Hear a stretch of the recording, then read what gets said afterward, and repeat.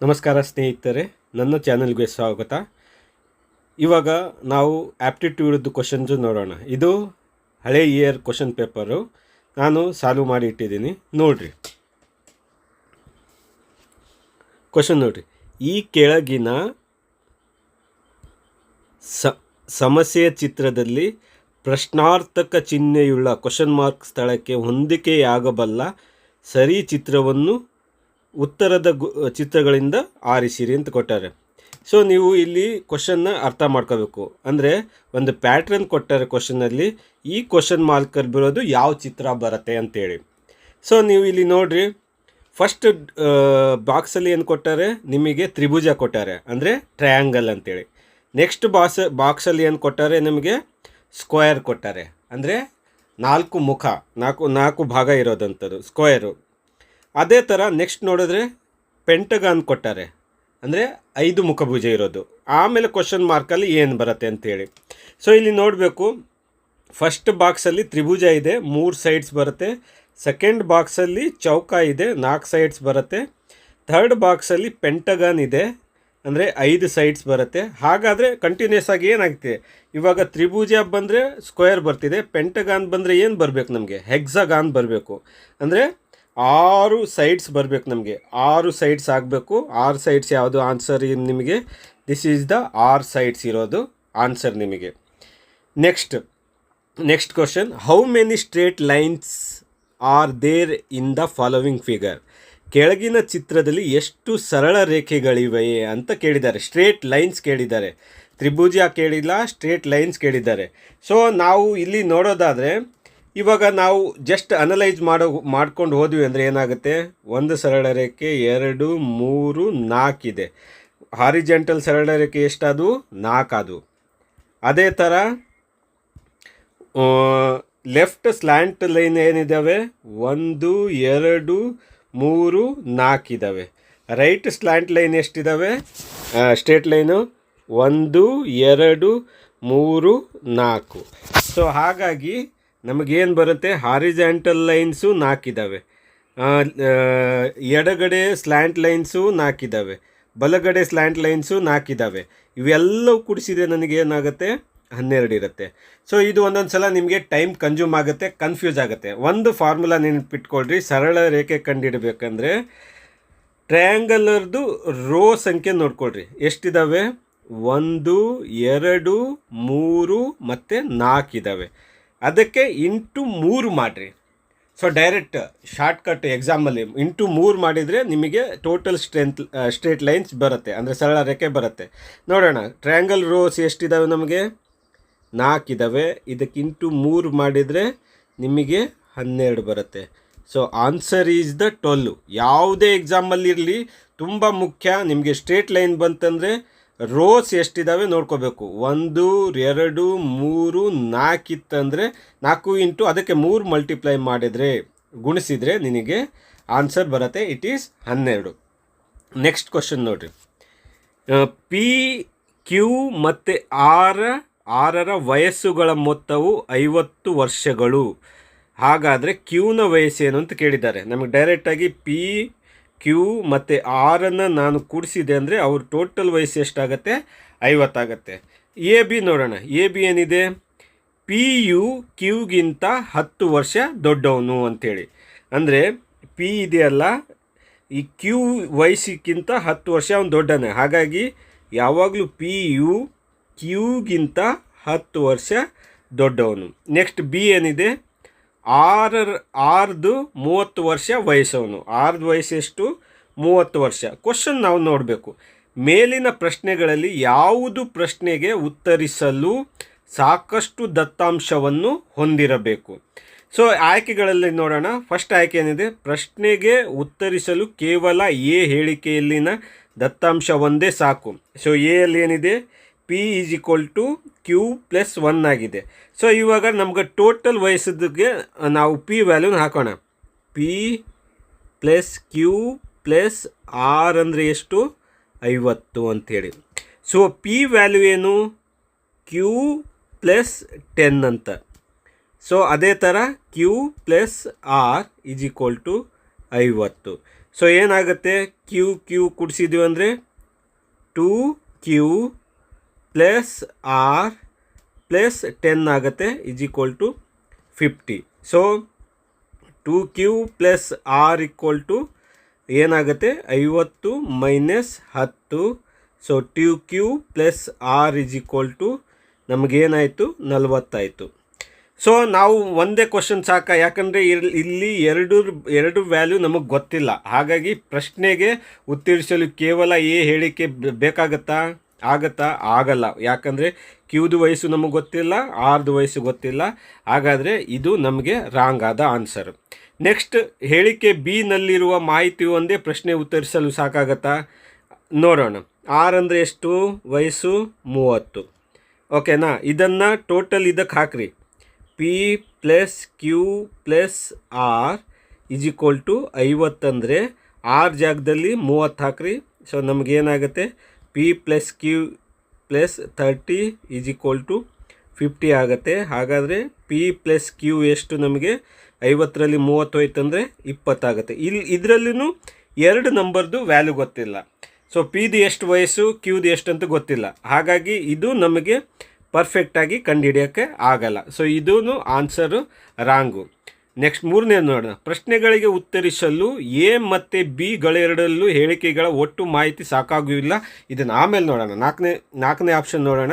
ಪ್ರಶ್ನೆಗಳಿಗೆ ಉತ್ತರಿಸಲು ಹೇಳಿಕೆಗಳಾದ ಎ ಮತ್ತು ಬಿ ಗಳೆರಡರಲ್ಲಿ ಒಟ್ಟು ಮಾಹಿತಿ ಅವಶ್ಯಕ ಇದೆ. ಇವಾಗ 2 ತಗೊಂಡ್ರೆ ಏನಾಗುತ್ತೆ ನೋಡೋಣ. ಮೂರನೇದರಲ್ಲಿ 2 ತಗೊಂಡ್ರೆ P plus Q plus R = 50 ಅಂತ ತಗೊಂಡ್ರೆ P ವ್ಯಾಲ್ಯೂ ಏನು, Q ಪ್ಲಸ್ 10. ಅದೇ ಥರ Q ಹಂಗೆ ಇಟ್ಕೊಳ್ರಿ. R ಅಂದರೆ ಎಷ್ಟು, 30 = 50. ಸೊ ಇದನ್ನು ಸಿಂಪ್ಲಿಫೈ ಮಾಡಿದರೆ ಏನಾಗುತ್ತೆ ನಿಮಗೆ, 2Q ಪ್ಲಸ್ 10 ಪ್ಲಸ್ 30 ಅಂದರೆ 40 = 50 ಆಗುತ್ತೆ. ಹಾಗಾದರೆ 2Q ಏನಾಗುತ್ತೆ, 10 ಆಗುತ್ತೆ. Q ವ್ಯಾಲ್ಯೂ ಏನಾಯಿತು, 10/2 ಅಂದರೆ ನಿಮಗೇನಾಯಿತು, Q ವ್ಯಾಲ್ಯೂ ಈಸ್ 5 ಆಯಿತು. ಸೊ Q ವ್ಯಾಲ್ಯೂ 5 ಕಂಡು ಹಿಡಿದ ಮೇಲೆ ನಿಮಗೆ P ವ್ಯಾಲ್ಯೂ ಏನಾಗುತ್ತೆ, Q ಅಂದರೆ ಎಷ್ಟು, Q ಪ್ಲಸ್ 10 ಅಂತೇಳಿ. So Q value is 5 plus 10. So P value is 15 ಆಗುತ್ತೆ. ಸೊ ಹಾಗಾಗಿ ನಮಗೆ ಎಲ್ಲ ವ್ಯಾಲ್ಯೂ ಕಂಡುಹಿಡ್ಬೋದು. ಸೊ ಹಾಗಾಗಿ ನಮಗೆ ಆನ್ಸರ್ ಯಾವುದು, ಆನ್ಸರ್ 4ನೇದು. Next question. ಈ ಕೆಳಗಿನ ಹೇಳಿಕೆಗಳಲ್ಲಿ ಪರಿಶೀಲಿಸಿ. ಅಜಯನು ರಾಹುಲ್ಗಿಂತಲೂ ಹೆಚ್ಚು ಅಂಕ ಗಳಿಸಿದ್ದಾನೆ. ಇಲ್ಲಿ ಬರ್ಕೋಬೇಕು. ಅಜಯ್ ಏನು ಮಾಡಿದ್ದಾನೆ, ಯಾವತ್ತು ಹೆಚ್ಚು ಅಂದರೆ ಇದನ್ನು ಬರಬೇಕು, ಕಡಿಮೆ ಅಂದರೆ ಇದನ್ನು ಬರ್ಕೋಬೇಕು ನೀವು. ಸೊ ಅಜಯನು ರಾಹುಲ್ಗಿಂತ ಹೆಚ್ಚು ಅಂಕ ತಗೊಂಡಿದ್ದಾನೆ. ರಾಹುಲನು ಮನುಷ್ಯಗಿಂತಲೂ ಕಡಿಮೆ ಅಂಕಗಳನ್ನು ಗಳಿಸಿದ್ದಾನೆ. ರಾಹುಲ್ ಏನು ಮಾಡಿದ್ದಾನೆ, ಮನುಷ್ಯಗಿಂತ ಕಡಿಮೆ ತಗೊಂಡಿದ್ದಾನೆ. ಹಾಗಾಗಿ ನಮಗೆ ಲೆಸ್ ದೆನ್ ಬರುತ್ತೆ. ರಾಹುಲ್ ಲೆಸ್ ದೆನ್ ಮನೀಶ್ ಅಂದಾಗ ಅವಾಗೇನಾಯಿತು, Manish is greater than Rahul. Next, ಮನುಷ್ಯನು ಅಜಯ್ಗಿಂತಲೂ ಹೆಚ್ಚು ಅಂಕ ಗಳಿಸಿರ್ತಾನೆ. ನೆಕ್ಸ್ಟ್, ಮನುಷ್ಯನು ಅಜಯ್ಗಿಂತಲೂ ಹೆಚ್ಚು ಅಂಕ ಗಳಿಸಿರ್ತಾನೆ. ನೆಕ್ಸ್ಟ್, ವಿಜಯನು ಅಜಯ್ಗಿಂತಲೂ ಹೆಚ್ಚು ಆದರೆ ಮನುಷ್ಯಗಿಂತಲೂ ಕಡಿಮೆ ಅಂಕಗಳನ್ನು ಗಳಿಸುತ್ತಾನೆ. ಆದರೆ ಅಂದರೆ ಏನು ಬರಿತೀವಿ ನಾವು, ಬಟ್ ಅಂತ ಬರಿತೀವಿ. ವಿಜಯನು ಏನು ಮಾಡ್ತಾನೆ, ಮನುಷ್ಯಗಿಂತಲೂ ಕಡಿಮೆ ಅಂಕ. ಸೊ ಇದರಲ್ಲಿ ಈ ಪ್ಯಾಟರ್ನ್ ನೀವು ತೊಗೊಂಡ್ಬಿಟ್ಟು ಇವಾಗ ಸಿಂಪ್ಲಿಫೈ ಮಾಡಬೇಕು. ಇಲ್ಲಿ ಯಾವುದು ಬರುತ್ತೆ ನಿಮಗೆ, ಅಜಯ್ ಬರುತ್ತೆ.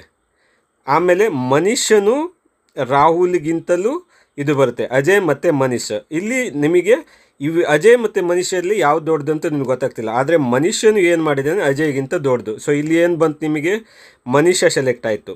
ಯಾವುದು, ಮನುಷ್ಯ ಸೆಲೆಕ್ಟ್ ಆಯಿತು. ನೆಕ್ಸ್ಟ್, ಮನುಷ್ಯನು ಯಾರಿಗಿಂತ ಜಾಸ್ತಿ ಇದ್ದಾನೆ, ಕಡಿಮೆ ಇದ್ದಾನೆ ನೋಡಿ. ವಿಜಯನು ಅಜಯ್ಗಿಂತ ಜಾಸ್ತಿ ಇದ್ದಾನೆ. ಸೊ ಹಾಗಾಗಿ ವಿಜಯ್ ಮನೀಶು ಎರಡು ಒಂದೇ ಒಟ್ಟಿಗೆ ಬರುತ್ತೆ. ಬಟ್ ವಿಜಯನು ಮನುಷ್ಯಗಿಂತಲೂ ಕಡಿಮೆ ಇದ್ದಾನೆ. ಹಾಗಾದರೆ ನಮಗೆ ಆನ್ಸರ್ ಏನು ಇಲ್ಲಿ, ಮನುಷ್ಯ. ಆನ್ಸರ್ ಏನು ಇಲ್ಲಿ, ಮನೀಶ್. ಏನು, ಮನೀಶ್. ಸೊ ತುಂಬ ಈಸಿ ಕ್ವಶನ್ಸ್ ಇವು, ನಿಮಗೆ ಕರೆಕ್ಟಾಗಿ ಓದ್ಕೊಂಡ್ರೆ ಸಾಲ್ವ್ ಮಾಡೋಕ್ಕಾಗೋದು. ನೆಕ್ಸ್ಟ್ ಕ್ವಶನ್ ನೋಡಿ. ಪ್ರಕಾಶನಿಗೆ ಆಶೀಷನು ಹೇಳಿದನು, ಫುಟ್ಬಾಲ್ನೊಂದಿಗೆ ಆಡುತ್ತಿರುವ ಆ ಹುಡುಗನು ನನ್ನ ತಂದೆಯ ಪತ್ನಿಯ ಮಗಳ ಇಬ್ಬರು ಸೋದರರಲ್ಲಿ ಕಿರಿಯವನು. ಫುಟ್ಬಾಲನ್ನು ಆಡುತ್ತಿರುವ ಹುಡುಗನು ಆಶಿಗೆ ಯಾವ ರೀತಿಯಲ್ಲಿ ಸಂಬಂಧ ಹೊಂದಿರುತ್ತಾನೆ ಅಂತ ಕೇಳಿದ್ದಾನೆ. ಅಂದರೆ ಪ್ರಕಾಶನು ಮತ್ತು ಆಶೀಷನು ಇಬ್ಬರು ಅಂದರೆ ಆಟವಾಡ್ತಿರ್ತಾರೆ. ಆದರೆ ಆ ಆಶೀಷನು ಪ್ರಕಾಶನಿಗೆ ಏನು ರಿಲೇಷನ್ ಆಗಬೇಕಂತೇಳಿ ಇದರಲ್ಲಿ ಸಾರಾಂಶದಲ್ಲಿ ಬರೆದಿದ್ದಾರೆ. ಫಸ್ಟ್ ನೋಡಬೇಕು, ನನ್ನ ತಂದೆಯ ಪತ್ನಿ ಅಂತ ಇದೆ. ನನ್ನ ತಂದೆಯ ಪತ್ನಿ, ನನ್ನ ತಂದೆಯ ಹೆಂಡತಿ ಏನಾಗತ್ತೆ? ನನ್ನ ತಾಯಿ ಆಗ್ತಾ ಇರ್ತಾನೆ. ಓಕೆ, ನನ್ನ ತಾಯಿ. ಸೊ ಇಷ್ಟು ಹೋಯ್ತು. ಇಲ್ಲಿ ಏನು ಬಂತು? ನನ್ನ ತಾಯಿ. ಸೊ ನನ್ನ ಮೈ ಫಾದರ್ಸ್ ವೈಫ್ ಡಾಟರ್, ನನ್ನ ತಾಯಿಯ ಮಗಳು ಅಂತಿದೆ. ಸೊ ನನ್ನ ತಾಯಿಯ ಮಗಳ ಅಂತಿದೆಯಲ್ಲ, ಮಗಳ. ಸೊ ನನ್ನ ತಾಯಿಯ ಮಗಳ ಅಂದರೆ ನನ್ನ ತಾಯಿಯ ಮಗಳು ಅಂದರೆ ನನ್ನ ತಾಯಿ ಮಗಳಂದರೆ ನನಗೇನಾಗಬೇಕು? ಸಹೋದರಿ ಆಗಬೇಕು ತಾನೆ, ನನ್ನ ಸಹೋದರಿ. ಸ್ಟೆಪ್ 3 ನೋಡಬೇಕು. ಮಗಳ ಇಬ್ಬರು ಸೋದರಲ್ಲಿ ಕಿರಿಯವನು. ನನ್ನ ತಾಯಿಯ ಮಗಳು ಅಂದರೆ ನನ್ನ ಸಹೋದರಿ. ಅದರಲ್ಲಿ ಏನಾಗುತ್ತೆ? ಇಬ್ಬರು ಕಿರಿಯ ಬ್ರದರ್ಸ್ ಇದ್ದಾರೆ. ಕಿರಿಯ ಬ್ರದರ್ಸ್ ಅಂದರೆ ಇಬ್ಬರು ಅಂದರೆ ಒಂದು ನಾನಾಗಿರಬೇಕು, ಇನ್ನೊಂದು ನನ್ನ ಅಣ್ಣನಾಗಿರಬೇಕು, ಇಲ್ಲ ತಮ್ಮ ಆಗಿರಬೇಕು. ನನ್ನ ಸಹೋದರಿಯ 2 ಅಣ್ಣ ತಮ್ಮಂದಿರಲ್ಲಿ ಕಿರಿಯವನು ನನ್ನ ಸಹೋದರಿಯ ಅಣ್ಣ ಅಥವಾ ತಮ್ಮಂದಿರು ಆಗಿರುತ್ತಾರೆ. ಹಾಗಾದರೆ ನಾನು ಮತ್ತು ನನ್ನ ಅಣ್ಣ ತಮ್ಮನ ಸಂಬಂಧ ಏನಾಗುತ್ತೆ? ನನಗೆ ಇನ್ನೊಬ್ಬರು ಅಣ್ಣ ಇರಲಿ ತಮ್ಮ ಇರಲಿ ಏನಾಗಬೇಕು? ನನಗೆ ಸಹೋದರ ಆಗಬೇಕು ತಾನೆ, ನನ್ನ ಸಹೋದರ ಆಗಬೇಕು ತಾನೆ. ಹಾಗಾದರೆ ಫುಟ್ಬಾಲ್ ಆಡ್ತಿರೋನು ಏನಾಗಬೇಕು? ಇಲ್ಲಿ ಸಹೋದರ ಆನ್ಸರ್ ಆಗಿರಬೇಕು. ಈ ಕೆಳಗಿನ ಪ್ರಶ್ನೆಗಳಲ್ಲಿ ನಿರ್ದಿಷ್ಟ ಸಂಖ್ಯೆಗಳನ್ನುಳ್ಳ ಒಂದು ಚಿತ್ರವನ್ನು ನೀಡಿದೆ. ಈ ಚಿತ್ರದಲ್ಲಿನ ಸಂಖ್ಯೆಗಳು ಒಂದು ಸದೃಶ್ಯ ನಮೂನೆಯನ್ನು ಅಂದರೆ ಒಂದು ಪ್ಯಾಟ್ರನ್ ಕೊಟ್ಟಿದ್ದಾರೆ ಅನುಸರಿಸುತ್ತದೆ ಎಂದು ಭಾವಿಸಿ ಬಿಟ್ಟು ಹೋಗಿರುವ ಸಂಖ್ಯೆಯನ್ನು ಕಂಡುಹಿಡಿಯಿರಿ ಅಂತಿದೆ. ಸೊ ಇದರಲ್ಲಿ ಪ್ಯಾಟ್ರನ್ ಇದೆ. ನೀವು ರೋ ವೈಸ್ ಆದರೂ ನೋಡಿರಿ, ಇಲ್ಲ ಕಾಲಮ್ ವೈಸ್ ಆದರೂ ನೋಡಿರಿ. ನಿಮಗೆ ಯಾವ ಸೆಟ್ ಆಗುತ್ತೋ ಅದ್ರ ಮಾಡಿದರೆ ನಿಮಗೆ ಒಂದು ಪ್ಯಾಟ್ರನ್ ಕಾಣಬೇಕು. ಇಲ್ಲಿ ಪ್ಯಾಟ್ರನ್ ಏನಾಗಿದೆ ಅಂದರೆ 17 ಫಸ್ಟ್ ಇವೆರಡನ್ನು ಏನು ಮಾಡಿದ್ದಾರೆ? ಅವರು ಕೂಡಿಸಿದ್ದಾರೆ. 17 + 8 ಎಷ್ಟಾಯಿತು ನಿನಗೆ? 17 8 ಅಂದರೆ ಎಷ್ಟಾಯಿತು? 25 ಆಯಿತು. ಅದಕ್ಕೆ ಏನು ಮಾಡಿದ್ದಾರೆ? 5 ಡಿವೈಡೆಡ್ ಬೈ ಮಾಡಿದ್ದಾರೆ. ಸೊ 25ರಲ್ಲಿ 5ರಿಂದ ಭಾಗಾಕಾರ ಮಾಡಿದರೆ 5 1 5 5 ಅಂದರೆ ನಮಗಿಲ್ಲಿ 5 ಬಂತು. ಅದೇ ಥರ ನೆಕ್ಸ್ಟ್ ನೋಡಿರಿ, 13 + 7 ಅಂದರೆ ಎಷ್ಟಾಯಿತು? 20. ಅದಕ್ಕೆ 5 ಭಾಗಾಕಾರ ಮಾಡಿದೆ ನಾನು. ಸೊ ಏನಾಯಿತು? 5 1 5 4 ಏನಾಯ್ತು ನನಗೆ? 4 ಬಂತು. ಸೊ 4 ಬಂತು ಇಲ್ಲಿ. ನೆಕ್ಸ್ಟ್ ಅದೇ ಥರ 6 + 12 ಅಂದರೆ ಎಷ್ಟಾಯಿತು? 18. ಅದನ್ನು 6ರಿಂದ ಮಾಡಿದರೆ ನನಗೇನು ಉಳಿಯುತ್ತೆ? 6 1 6 3 ಸೊ 3 ಬಂತು. ಕರೆಕ್ಟ್ ಇದೆ. ಹಾಗಾದರೆ ಈ ಕ್ವಶನ್ ಮಾರ್ಕಲ್ಲಿ ಏನು ಬರುತ್ತೆ? 10 + 6 ಅಂದರೆ ಎಷ್ಟಾಯಿತು? 16. ಅದನ್ನು ಡಿವೈಡೆಡ್ ಬೈ 4 ಮಾಡಿದರೆ ಏನಾಗುತ್ತೆ? 4 1 4 4. So answer is 4. Answer is 4 ಆಗುತ್ತೆ. ನೆಕ್ಸ್ಟ್, ಕೆಳಗಿನ ಯಾವ ರೇಖಾಚಿತ್ರಗಳು ಕರೆನ್ಸಿ ರೂಪಾಯಿ ಮತ್ತು ಡಾಲರ್ಗಳ ನಡುವಣ ಸರಿಯಾದ ಸಂಬಂಧವನ್ನು ಸೂಚಿಸುತ್ತದೆ? ಸೊ ರೂಪಾಯಿ ಅಂದ್ರೂ ಕರೆನ್ಸಿನೇ, ಡಾಲರ್ ಅಂದ್ರೂ ಕರೆನ್ಸಿನೇ. ಸೊ ಹಾಗಾದರೆ ಇಲ್ಲಿ ಕರೆನ್ಸಿ ಏನಾಗುತ್ತೆ? ದೊಡ್ಡದಾಗತ್ತೆ. ಓಕೆನಾ? ಕರೆನ್ಸಿ ಅಂದರೆ ದೊಡ್ಡ ಕೆಟಗರಿ. ಓಕೆ, ಹಣದ ಪ್ರಕಾರ ರೂಪಾಯಿ ಒಂದು ಕರೆನ್ಸಿ ಆಗುತ್ತೆ, ಡಾಲರ್ ಇನ್ನೊಂದು ಕರೆನ್ಸಿ ಆಗುತ್ತೆ. ಸೊ ಹಾಗಾದರೆ ಆದರೆ ರುಪಿ ಮತ್ತು ಡಾಲರ್ ಒಂದೇ ಅಲ್ಲ, ನಿಮಗೆ ಎರಡು ಒಂದೇ ಇಲ್ಲ. ಹಾಗಾದರೆ ಇದು ನಿಮ್ಮ ಕರೆನ್ಸಿ ಅಂದರೆ ಇದು ನಿಮ್ಮ ರುಪಿ, ಇದು ನಿಮ್ಮ ಡಾಲರು. ಸೊ ಒಂದಕ್ಕೊಂದು ಮರ್ಜ್ ಆಗಲ್ಲ, ಸಪ್ರೇಟಿಗೂ ಇರಲ್ಲ. ಹಾಗಾಗಿ ನಿಮಗೆ ಆನ್ಸರ್ ಯಾವುದು ಇದರಲ್ಲಿ? ಆನ್ಸರ್ 2ನೇದು.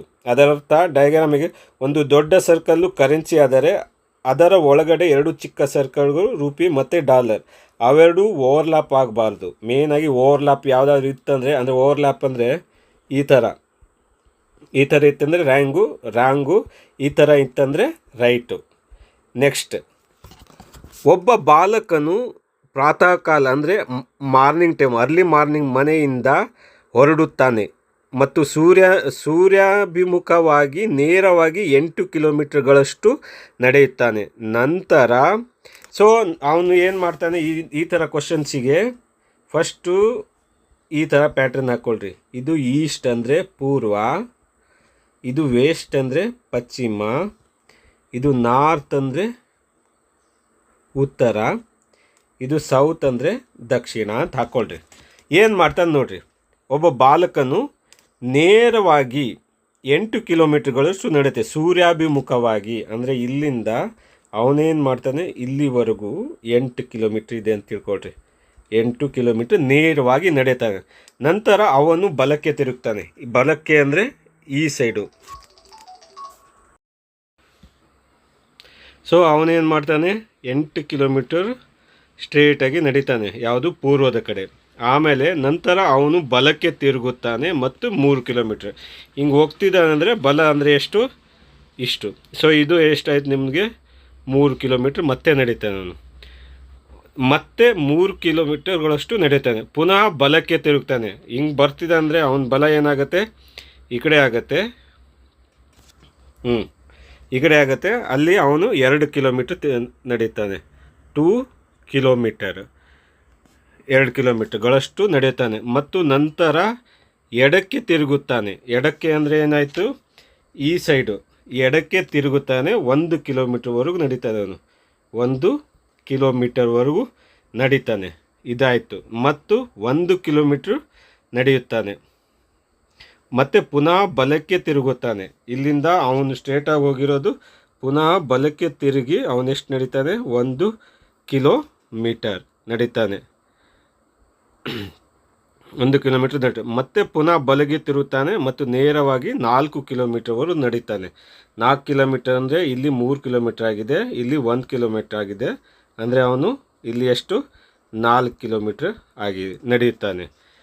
ನಡೆಯುತ್ತಾನೆ. ಪ್ರಾರಂಭಿತ ಬಿಂದುವಿನಿಂದ ಅವನು ಎಷ್ಟು ಕಿಲೋಮೀಟರ್ದಲ್ಲಿ ದೂರದಲ್ಲಿದ್ದಾನೆ ಅಂದರೆ, ಪ್ರಾರಂಭ ಬಿಂದು ಯಾವುದು, ಇದು. ಅವನು ಇವಾಗ ಬಂದು ರೀಚ್ ಆಗಿರೋದು ಈ ಜಾಗಕ್ಕೆ. ಸೊ ಹಾಗಾದರೆ ಇಷ್ಟು ನಾವು ತೆಗಿಬೇಕು. ಎಷ್ಟಿದೆ ಇದರಲ್ಲಿ, ಫಸ್ಟು ಇಲ್ಲೊಂದು 2 ಕಿಲೋಮೀಟ್ರ್, ಇಲ್ಲೊಂದು 1 ಕಿಲೋಮೀಟರ್, ಇವು ಸ್ಟ್ರೇಟ್ ಲೈನು 1. ಸೊ ನಮಗೇನಾಗುತ್ತದು, 3 ಕಿಲೋಮೀಟ್ರ್ ತೆಗೆದಿವಿ ಅಂದರೆ ಇದು 3 ಕಿಲೋಮೀಟರ್ ಹೋಯ್ತಂದರೆ ಉಳಿಯೋದು ಎಷ್ಟು ಕಿಲೋಮೀಟ್ರ್ ಇಲ್ಲಿಂದ ಇಲ್ಲಿಗೆ, 5 ಕಿಲೋಮೀಟರ್. ಅಂದರೆ ಅವನು ಪ್ರಾರಂಭಿಕ ಬಿಂದುವಿಂದ ಈ ಜಾಗಕ್ಕೆ ಇನ್ನೂ ಎಷ್ಟು ಕಿಲೋಮೀಟರ್ ನಡೆದಾನ ಅವನು, 5 ಕಿಲೋಮೀಟರ್ಸ್. So 5 kilometre. ಸೊ ಇಷ್ಟು ಇವತ್ತಿನ ಎಕ್ಸ್ಪ್ಲನೇಷನ್ನು. ನನ್ನ ಚಾನಲ್ ನಿಮ್ಗೆ ಇಷ್ಟ ಆಗಿದರೆ ದಯವಿಟ್ಟು ಲೈಕ್ ಮಾಡಿರಿ, ಸಬ್ಸ್ಕ್ರೈಬ್ ಮಾಡಿರಿ, ಹಾಗೆ ನಿಮ್ಮ ಫ್ರೆಂಡ್ಸಿಗೆ ಎಲ್ರಿಗೂ ಶೇರ್ ಮಾಡಿರಿ. ಎಲ್ರಿಗೂ ಮಾಹಿತಿ ಸಿಗಲಿ. ಇದು ನಿಮಗೆ ಕಾಂಪಿಟೇಟಿವ್ ಎಕ್ಸಾಮಿಗಾದರೂ ಇರಲಿ, ಇಲ್ಲ ನೀವು ಯಾವುದಾದ್ರೂ ಇಂಜಿನಿಯರಿಂಗ್ ಮಾಡ್ತಿರೋರಿಗಾದರೆ, ಏನೇ ಡಿಗ್ರಿ ಆಗಿರಿ, ಇಂಟರ್ವ್ಯೂಗೆ ಹೋದಾಗ ನಿಮಗೆ ಆಪ್ಟಿಟ್ಯೂಡ್ ಟೆಸ್ಟ್ ಅಂತ ಇರುತ್ತೆ, ನಿಮಗೆ ಭಾಳ ಮುಖ್ಯವಾಗುತ್ತೆ. ಸೊ ಹಾಗಾಗಿ ನನ್ನ ಚಾನಲ್ನ ಸಬ್ಸ್ಕ್ರೈಬ್ ಮಾಡಿರಿ, ಲೈಕ್ ಮಾಡಿರಿ. Thank you.